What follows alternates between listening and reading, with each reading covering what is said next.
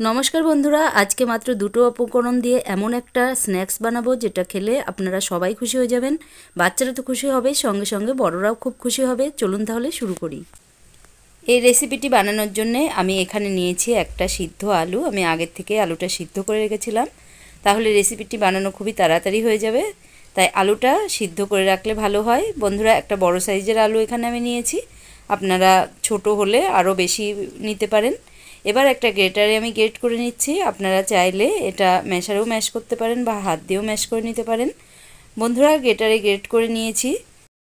বন্ধুরা, আজকে যে রেসিপিটি আমি বানাবো সেটা ছোট থেকে বড় সবাই পছন্দ করবে আর খেতে ভীষণই টেস্টি লাগবে। বন্ধুরা, একদিন বানালে আপনার বারবার রিকোয়েস্ট আসবে বানানোর জন্যে, তাই সম্পূর্ণ রেসিপিটি দেখার জন্য অনুরোধ রইল। বন্ধুরা দেখুন, সম্পূর্ণ আলুটি আমি গ্রেট করে নিয়েছি।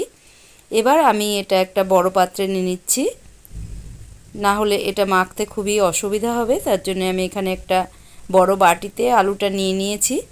এবার আমি দিয়ে দেবো পরিমাণ মতো লবণ, আর দিয়ে দিচ্ছি গ্রেট করে রাখা কাঁচা লঙ্কা, আর দিয়ে দিচ্ছি 1 চামচ মতো চিলি ফ্লেক্স।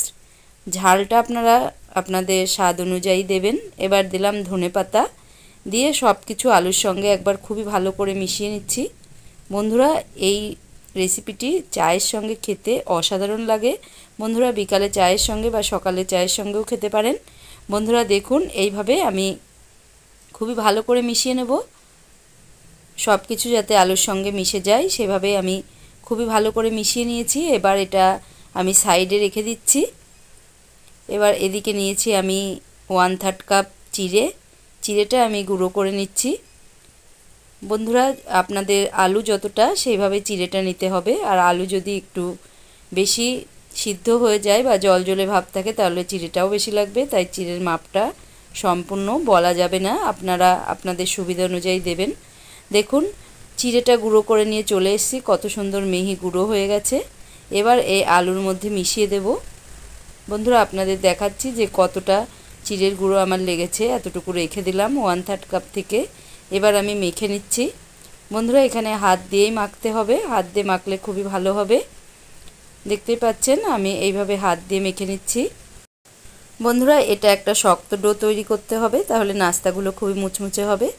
বন্ধুরা দেখতেই পাচ্ছেন এটা অনেকটাই টাইট হয়ে এসছে। আবার যতটুকু চিড়ের গুঁড়ো বেঁচেছিল সেটা আমি দিয়ে দিলাম। বন্ধুরা, এখানে আমার 1/3 কাপ চিড়ের গুঁড়োই লেগেছে।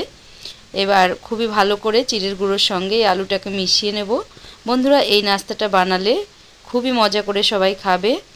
দেখতেই পাচ্ছেন বন্ধুরা, আমার মাখা হয়ে গেছে, একদম শক্ত একটা ডো তৈরি হয়েছে।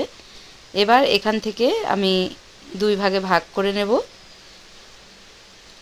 বন্ধুরা, আপনারা 2 ভাগে বা 4 ভাগে যে কোনো ভাগে ভাগ করে নিতে পারেন, আপনাদের যেমন সুবিধা হবে সেইভাবে করে নেবেন। বন্ধুরা, এইভাবে হাতের সাহায্যে গোল গোল করে নেব। বন্ধুরা, আজকের এই ভিডিওটি যদি আপনাদের ভালো লাগে তাহলে ভিডিওটিতে একটি লাইক দেবেন। আর চ্যানেলটি যদি এখনও সাবস্ক্রাইব করে না থাকেন তাহলে চ্যানেলটি সাবস্ক্রাইব করার অনুরোধ রইল। দেখুন বন্ধুরা, এইভাবে দুটো ভাগ করে আমি গোল গোল করে নিলাম। এবার আমি এটা একটু বেলে নেব, তার জন্যে এটা প্রথমে আমি চ্যাপটা করে নিয়েছি।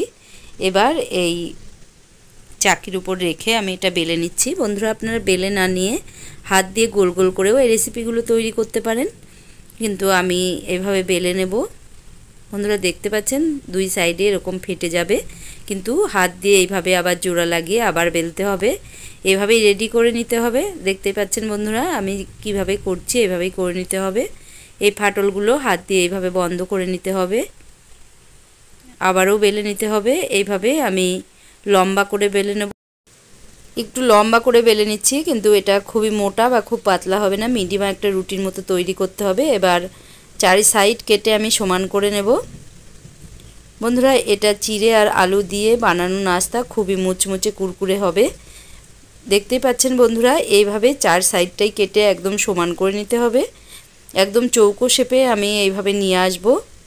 দেখুন বন্ধুরা, চারিদিকটাই কাটা হয়ে গেল, একদম চৌকো শেপ চলে এসছে। এবার এখান থেকে আমি সরু সরু করে স্টিক কেটে নেব। বন্ধুরা, এটা পটেটো স্টিক হয়ে যাবে। দেখতেই পাচ্ছেন এইভাবে আমি সরু সরু করে পটেটো স্টিক কেটে নিচ্ছি। এবার সবকটাই আমি এইভাবে কেটে নেব। বন্ধুরা, বাড়িতে কিছু খাবার না থাকলে হঠাৎ করে কিছু টেস্টি খেতে ইচ্ছা করলে বাড়ি থাকা উপকরণ দিয়েই এভাবে বানিয়ে নিতে পারেন।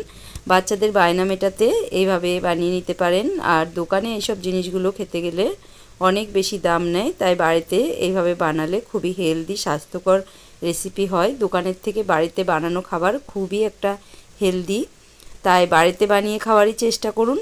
দেখুন বন্ধুরা, এইভাবে আমি লম্বা লম্বা করে স্টিকগুলো বানিয়ে নিয়েছি।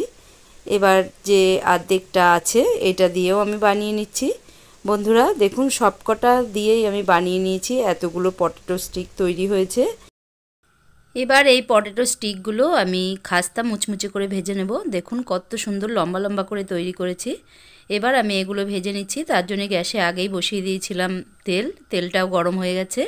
এবার একটা একটা করে পটেটো স্টিক এইভাবে দিয়ে দেব। বন্ধুরা, তেলটা মিডিয়াম ফ্লেম রাখতে হবে, খুবই লো করলে হবে না, আবার খুব হাই করলেও পুড়ে উঠবে। তাই মিডিয়াম ফ্লেমে এগুলো ভেজে নেব। বন্ধুরা, একদম কুড়মুড়ে করে ভেজে নিচ্ছি। দেখতেই পাচ্ছেন সবগুলো আমি এইভাবে পরপর দিয়ে দেব। এক ব্যাচে যতগুলো হয়েছে ততগুলোই আমি দিয়ে দিয়েছি। এবার এক পাশ লাল হয়ে গেলে আমি উল্টে দেব। বন্ধুরা দেখুন, এক পাশ একটু লাল লাল হয়েও গেছে। এবার আমি পরপর উল্টে দিচ্ছি। বন্ধুরা, এগুলো একটু লাল লাল করে ভাজতে হবে, তাহলেই খুবই খাস্তা মুচমুচে হবে। দেখতেই পাচ্ছেন বন্ধুরা, এইভাবে আমি সবকটাই উল্টে দিচ্ছি। বন্ধুরা দেখুন, খুব সুন্দর করে লাল লাল করে ভেজে নিয়েছি। স্টিকগুলো দেখতে কতটা সুন্দর হয়েছে আর খুবই খাস্তা মুচমুচে হয়েছে। বন্ধুরা, এবার আমি একটা প্লেটে নামিয়ে নিচ্ছি।